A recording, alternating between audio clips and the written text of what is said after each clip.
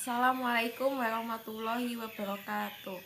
Perkenalkan, nama saya Yunita Megasa Putri dari NIM 158 akan mempresentasikan proposal saya yang berjudul Penerapan Model Pembelajaran Problem Based Learning untuk meningkatkan pemahaman konsep dan motivasi belajar siswa kelas 11 di SMA Negeri 1 Riantoro. Dalam penelitian ini meliputi pendahuluan, tinjauan pustaka, metode penelitian, dan daftar pustaka. Yang pertama itu adalah pendahuluan. Pendahuluan meliputi latar belakang. Latar belakang dari penelitian ini adalah model pembelajaran yang selama ini masih bersifat teacher centered, yang artinya guru masih bersifat sebagai sumber pengetahuan, sedangkan siswa bersifat pasif. Siswa lebih didoktrin untuk mendengarkan, menerima, dan menghafal pengetahuan dari guru. Hal tersebut mengakibatkan kurangnya pemahaman siswa terhadap suatu konsep. Pemahaman konsep dalam kegiatan pembelajaran dapat menjadi suatu landasan bagi peserta didik untuk membangun wawasan agar pembelajaran berlangsung lebih mudah dan merasakan kebermaknaan belajar. Proses pembelajaran dengan mengutamakan kemampuan berpikir siswa diyakini akan meningkatkan motivasi belajar siswa. Siswa yang memiliki motivasi belajar tinggi dapat dilihat dari sikap antusiasme, keuletan, konsentrasi dalam mengikuti pembelajaran. Selanjutnya adalah rumusan masalah. Rumusan masalah pada penelitian ini yang pertama, apakah penerapan model pembelajaran problem based learning dapat meningkatkan pemahaman konsep siswa kelas 11 di SMA Negeri 1 Riantoro? Yang kedua, apakah penerapan model pembelajaran problem based learning dapat meningkatkan motivasi belajar siswa kelas 11 di SMA Negeri 1 Riantoro? Selanjutnya adalah tujuan penelitian. Tujuan dari penelitian ini yang pertama, untuk mengetahui apakah penerapan model pembelajaran problem based learning dapat meningkatkan pemahaman konsep siswa kelas 11 di SMA Negeri 1 Riantoro. Yang kedua, untuk mengetahui apakah penerapan model pembelajaran problem based learning dapat meningkatkan motivasi belajar siswa kelas 11 di SMA Negeri 1 Riantoro. Selanjutnya, manfaat penelitian. Yang pertama, manfaat teoritis, yaitu untuk menambah khasanah pustaka kependidikan dan memberikan sumbangan informasi yang selanjutnya dapat memberi motivasi penelitian tentang masalah sejenis guna penyempurnaan penelitian ini. Yang kedua, manfaat praktis, yaitu dapat dijadikan sebagai bahan pertimbangan bagi guru akuntansi dalam meningkatkan pemahaman konsep dan motivasi belajar siswa dengan menggunakan model pembelajaran problem based learning. Selanjutnya adalah tinjauan pustaka. Tinjauan pustaka yang pertama meliputi penelitian terdahulu. Dan penelitian ini menggunakan beberapa penelitian terdahulu yang relevan dengan penelitian yang saya buat. Yang pertama adalah penelitian Ali Muson tahun 2009 dengan judul Peningkatan Minat Belajar dan Pemahaman Mahasiswa melalui Penerapan Problem Based Learning. Yang kedua, penelitian dari Bekti Wulandari dan Herman Dwi S tahun 2013 dengan judul Pengaruh Problem Based Learning terhadap hasil belajar ditinjau dari motivasi belajar PLC di SMK. Yang ketiga, penelitian dari Ika Widya Martanti dan Denis Priyantina tahun 2014 dengan judul Penerapan Model Pembelajaran Problem Based Learning untuk meningkatkan pemahaman konsep dan motivasi belajar siswa. Yang keempat, penelitian dari Diana Kholida tahun 2015 dengan judul Pengaruh Penggunaan Model Pembelajaran Problem Based Learning terhadap Motivasi Belajar Sejarah Siswa Kelas 11 Madrasah Aliyah Negeri 2 Jepara. Dan yang kelima, penelitian dari Nurun A dan Wardan S tahun 2014 dengan judul penerapan model pembelajaran problem based learning untuk meningkatkan keterampilan berpikir kritis dan hasil belajar siswa. Selanjutnya landasan teori. Yang pertama, problem based learning. Problem based learning adalah sebuah pendekatan pembelajaran yang berusaha menerapkan masalah yang terjadi dalam dunia nyata sebagai sebuah konteks bagi para siswa dalam berlatih bagaimana cara berpikir kritis dan mendapatkan keterampilan dalam pemecahan masalah. Karakteristik dari problem based learning yang pertama, kegiatan belajar mengajar dengan model problem based learning dimulai dengan pemberian sebuah masalah. Yang kedua, masalah yang disajikan berkaitan dengan kehidupan nyata para siswa. Yang ketiga, masalah yang disajikan berkaitan seputar disiplin ilmu. Yang keempat, siswa dibentuk menjadi beberapa kelompok kecil. Dan yang terakhir, siswa dituntut untuk mendemonstrasikan produk atau kinerja yang telah mereka pelajari atau mempresentasikan hasil yang telah dibuat. Selanjutnya adalah kelebihan dari PBL sendiri.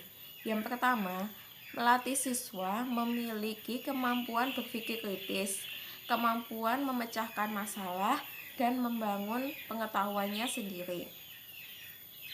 Yang kedua, terjadinya peningkatan dalam aktivitas ilmiah siswa. Ketiga, mendorong siswa melakukan evaluasi atau menilai kemajuan belajarnya sendiri. Dan yang keempat, siswa terbiasa belajar melalui berbagai sumber-sumber pengetahuan yang relevan.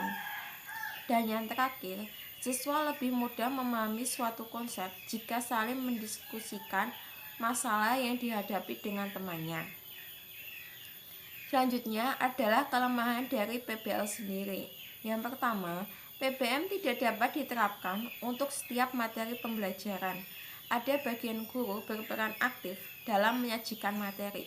PBM lebih cocok untuk pembelajaran yang menuntut kemampuan.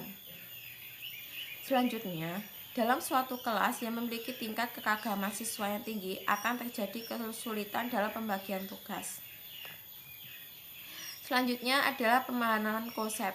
Pemahaman konsep adalah suatu kemampuan menemukan ide abstrak dalam akuntansi untuk mengklasifikasikan objek-objek yang biasanya dinyatakan dalam suatu istilah, kemudian dituangkan dalam sebuah contoh, sehingga seseorang dapat memahami suatu konsep dengan jelas.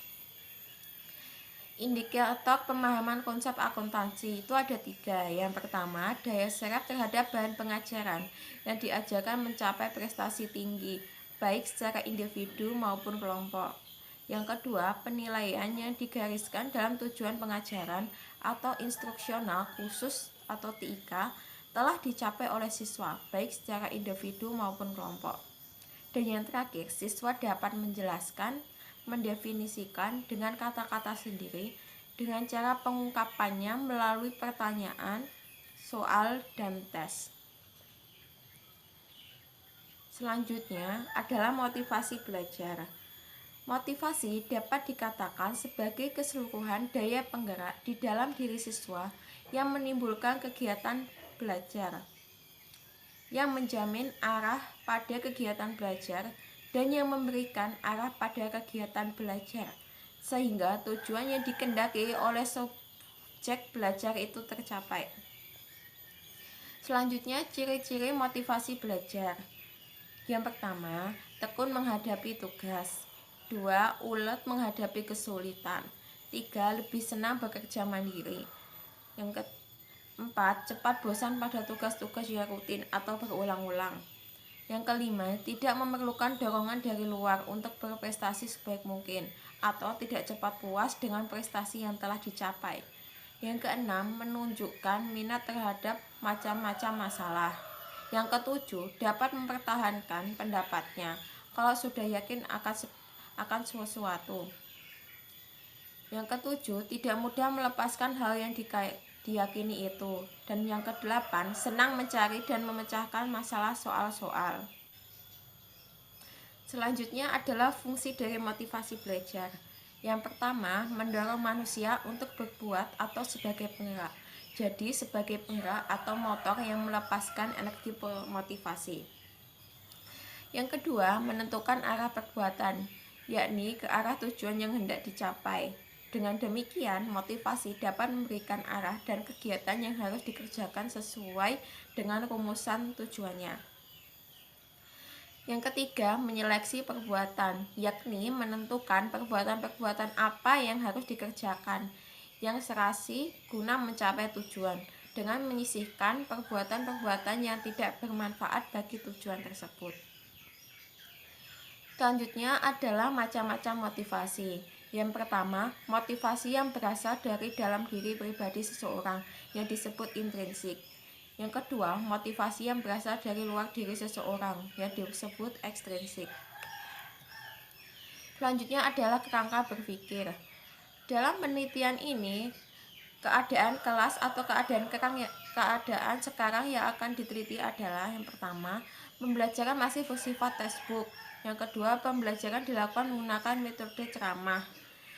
Yang ketiga, murid menjadi bosan, acuh tak acuh, mengobrol dengan teman, dan bermain HP. Dan yang terakhir, pemahaman konsep dan motivasi belajar kurang.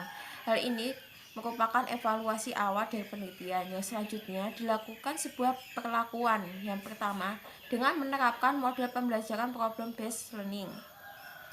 Yang kedua, siswa diberikan suatu permasalahan untuk dipecahkan. Dan yang ketiga, setiap siswa dalam memecahkan suatu permasalahan dapat dilakukan dengan membentuk kelompok kecil dan dipresentasikan. Selanjutnya, hasil dari perlakuan ini adalah yang pertama, pembelajaran berpusat pada siswa, guru hanya sebagai fasilitator. Siswa bekerja sama dengan tim dalam memecahkan suatu permasalahan.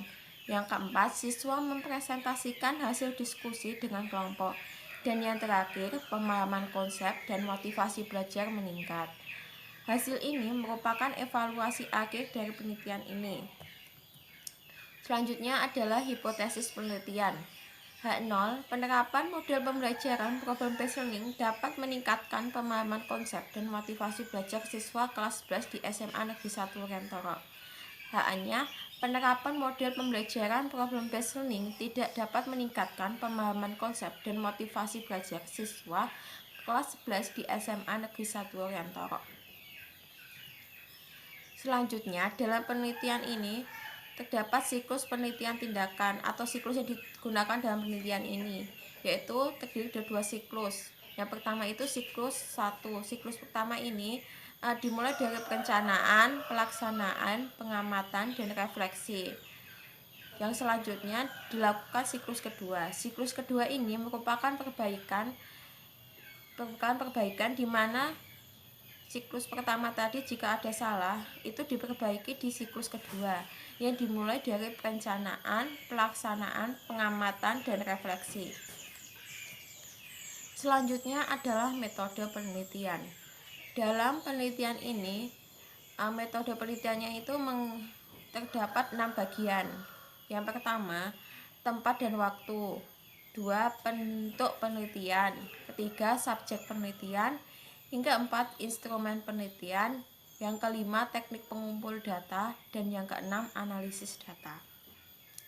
Bagian pertama itu tempat dan waktu. Tempat dilakukan penelitian ini adalah di SMA Negeri 1 Rentoro yang dilakukan pada semester ganjil atau ajaran baru. Yang kedua, bentuk penelitian. Bentuk penelitian ini adalah penelitian tindakan kelas atau PTK. Selanjutnya adalah subjek penelitian. Subjek penelitian dari penelitian ini adalah siswa kelas 11 IPS 4. Selanjutnya adalah instrumen penelitian. Instrumen penelitian yang digunakan dalam penelitian ini ada 2. Yang pertama, instrumen pengumpul data, dan yang kedua, instrumen pemandu analis. Selanjutnya adalah teknik pengumpul data. Teknik pengumpulan data pada penelitian ini menggunakan beberapa cara. Yang pertama, melalui observasi, wawancara, catatan lapangan, dan tes. Selanjutnya, analisis data. Analisis data dalam penelitian ini itu mencakup 2 hal. Yang pertama, aktivitas guru dan siswa, dan yang kedua, analisis keberhasilan tindakan.